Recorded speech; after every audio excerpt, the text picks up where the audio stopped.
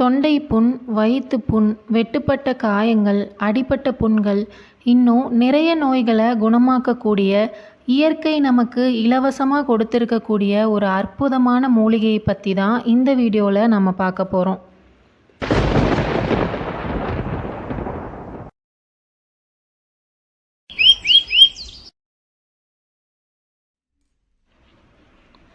பழங்காலத்து சீன மருத்துவம், நம்ம நாட்டுடைய ஆயுர்வேத மருத்துவம், சித்த மருத்துவம், தலைமுறை தலைமுறையாக மரபு மருத்துவ அறிவை வாய்வழியாக கடத்தி வரக்கூடிய நம்ம பாட்டி மருத்துவம், இப்படி எல்லா மருத்துவ முறைகள்லையும் இந்த மூலிகையை காலம் காலமாக பயன்படுத்திட்டு வராங்க. வெட்டுக்காய பூண்டு அல்லது கிணற்று பாசான் அப்படின்னு இதை சொல்லுவாங்க. சூரியகாந்தி குடும்பத்தை சேர்ந்த பூக்கும் தாவரம் தான் இந்த மூலிகை செடி. இது பரவலாக கலை செடியாக காணப்படுது. இது அமெரிக்காவை சேர்ந்த ஒரு செடி அப்படின்னாலும் இது உலகம் முழுக்க வெப்பமண்டல மிதவெப்பமண்டல பகுதிகளில் நிறையவே காணப்படுது. நம்முடைய தமிழ்நாட்டில் பல இடங்களில் சாதாரணமாக கிடைக்கக்கூடியது தான் இந்த செடி. வெட்டுக்காய பூண்டு அல்லது கிணற்று பாசான் அப்படின்னு சொல்லி இதை சொல்லுவாங்க. தாத்தா தலைவெட்டி அப்படின்னும் இதுக்கு இன்னொரு பெயர் இருக்குது. வெட்டுக்காய பூண்டு அல்லது கிணற்று பாசான் அப்படிங்கிற பேரும் இந்த செடிக்கு இருக்குது. இதை தாத்தா தலைவெட்டி செடி அப்படின்னு கூட சொல்லுவாங்க. கிராம பகுதியில் அருவாள்மனை பூண்டு, மூக்குத்தி பூ அப்படின்னும் இந்த செடிக்கு பேர் சொல்லுவாங்க. ஆனால் இந்த ரெண்டு பேரை கொண்ட வேறு செடிகளும் இருக்குது. அந்த செடிகள் என்னென்ன அப்படிங்கிறத அடுத்தடுத்த வீடியோக்களில் பார்க்கலாம். ஆனா பெண்ணா செடி அப்படின்னு கூட இந்த செடிக்கு பேர் சொல்லுவாங்க. ஏன்னா இந்த செடியில் வளரக்கூடிய பூ, ஆண் பூவும் இந்த செடியில் வளரும், பெண் பூவும் இந்த செடியில் வளரும். அதனால் கூட இந்த பேர் அதுக்கு வந்திருக்கலாம். கைமூக்குத்திப்பூ, காயப்பச்சிலை, கிணற்றடி பூண்டு, தலைவெட்டியான், கிணற்று பாசான், தாத்தா செடி, வெட்டுக்காய பூண்டு, கரும்பூடு, சாணிப்பூடு, மிருகம் பச்சிலை, முரியம் பச்சிலை, அருவாள்மனை பூண்டு, ஒரம்பு பூடு, வெட்டி முறித்தான், ஒடியன் பச்சிலை, ஆனா பெண்ணா செடி, வெட்டுக்காய பச்சிலை, கள்ளிப்பூட்டான், இந்த மாதிரி இன்னும் எக்கச்சக்கமான பெயர்களால் இந்த செடி அழைக்கப்படுது. உங்கள் ஊரில் இந்த செடிக்கு என்ன பேர் சொல்லுவாங்க அப்படின்றத மறக்காமல் கமெண்ட்டில் ஷேர் பண்ணுங்கள். கிணறுகளுக்கு பக்கத்திலேயே வளர்றனால இந்த செடியை கிணற்று பாசான் அப்படின்னு சொல்லுவாங்க.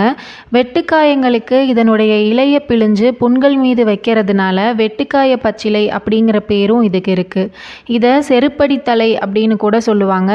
இதோடைய பூ மூக்குத்தி மாதிரி இருக்கிறதுனால மூக்குத்தி பூண்டு அப்படிங்கிற பேரும் இதுக்கு இருக்குது. சீக்கிரமாக காயங்களை ஆத்துறதுனால காயப்பச்சிலை அப்படிங்கிற பேர் சொல்லியும் இதை அழைப்பாங்க. தென் தமிழகத்தில் பேச்சு வழக்கில் குழந்தைங்க இதை தாத்தா தலைவெட்டி பூ அப்படின்னு சொல்லி விளையாடுவாங்க. காசு இல்லைன்னா தலையை கொடு, காசு தர மாட்டேன், அப்போனா தலையை வச்சுக்குவேன். தாத்தா காசு கொடு, இல்லைனா தலையை கொடு, இல்லை காசு தரமாட்டேன் அப்படின்னா தலையை வெட்டிடுவேன் அப்படிங்கிற இந்த பாடல் மாதிரி பாடி அந்த பூவோட தலையை விரலால் வெட்டுறது குழந்தைகளுக்கு ரொம்ப பிடிச்ச ஒரு விளையாட்டாக இருக்குது. இந்த பூவை வச்சு பாடல் பாடி விளையாடுறத உங்கள் குழந்தைங்களுக்கும் நீங்கள் கண்டிப்பாக சொல்லி கொடுங்க. ஏன்னா இந்த மாதிரி பாடல் மூலியமாக தான் நம்மளுடைய பாரம்பரிய அறிவை அடுத்த தலைமுறைக்கு நம்மளால் கடத்த முடியும். வெட்டுக்காய பூண்டுன்னு சொல்லுவோம். எங்கள் ஊரில் இதை கிணத்து பூண்டுன்னு சொல்லுவோம். இது அடிபட்ட காயம், வெட்டு காயத்துக்கு ஒரு அருமையான தீர்வு கொடுக்கக்கூடியது. இது தாத்தா தலைவெட்டி பூண்டுன்னு எப்படி சொல்கிறோன்னா, இந்த பூவை அப்படி நசுக்கி விட்டோமா மேலே எகிரி விழும். அதனால் தாத்தா தலைவெட்டி பூண்டுன்னு சொல்லுவோம். இது வெட்டு காயத்துக்கு இல்லை புண்ணுக்கு அருமையான தீர்வு கொடுக்கக்கூடிய மூலிகை. இது எப்படி பயன்படுத்தலான்னா, இதில் மூலிகை எடுத்துட்டு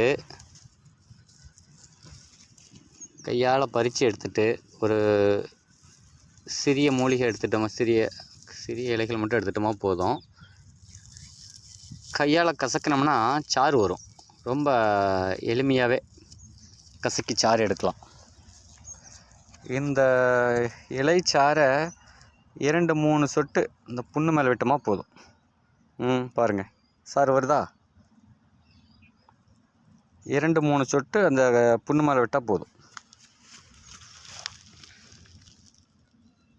தொண்டை புண், வயிற்று புண், வாய்ப்புண், வெட்டுக்காயங்கள், அடிபட்ட புண்கள், மூட்டு வலி, பேதியை நிறுத்துறதுக்கு இந்த மாதிரியான நிறைய பிரச்சனைகளுக்கு இந்த செடி நல்ல நிவாரணம் தரக்கூடியதாக இருக்குது. இந்த செடியுடைய இலை சாற்றை 20 ml டெய்லி காலையில் வெறும் வயிற்றில் சாப்பிட்டுட்டு வந்தோன்னா அந்த தொண்டை வலி ஓரளவுக்கு அவங்களுக்கு குணமடையும். இது 5 நாளைக்கு இந்த மாதிரி நாம் குடிச்சிட்டு வரணும்.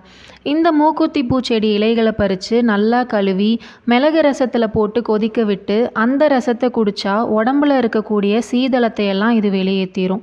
சீதளம் அப்படின்னா சளி பிரச்சனை, தலைபாரம், தலையில் நீர் கோர்க்கிறது, இப்படிப்பட்ட பிரச்சனைகளுக்கு தான் சீதளம் அப்படின்னு சொல்லுவாங்க. இந்த ரசம் இந்த பிரச்சனைகளுக்கு நல்ல நிவாரணம் தரக்கூடியது. நம்முடைய உடம்புல கீழே விழுந்தோ இல்லை ஏதாவது வெட்டுக்காயம் பட்டோ ரத்தம் நிற்காமல் வந்துட்டே இருக்கக்கூடிய சமயத்தில் இந்த வெட்டுக்காய பூ செடியுடைய இலையை பறித்து உள்ளங்கையில் வச்சு நல்லா கசக்கி அந்த சாறை அது மேலே போட்டோம்னா ரத்தம் உடனடியாக நிற்கும். நீண்ட நாட்களாக உடலில் ஆறாத புண் ஏதாவது இருந்துச்சுன்னா அந்த புண் மேலே இந்த வெட்டுக்காய பூச்செடியுடைய இலையை அரைச்சி அந்த விழுதை பூசிட்டு வந்தோன்னா அந்த புண் விரைவிலேயே ஆறுறக்கான நிறைய வாய்ப்புகள் இருக்குது. தேமல், சொறி உள்ளவங்க அந்த இடங்களில் இதோடைய சாத்தை தடவுறது மூலமாக அரிப்பு குறையும். நல்லெண்ணெயில் இந்த இலையுடைய அதாவது இந்த செடியுடைய வேர், இலை இதையெல்லாம் போட்டு நல்லா காய்ச்சி மிதமான சூட்டில் மூட்டுகளில் தடவுறது மூலியமாக மூட்டு வலி குறையும்.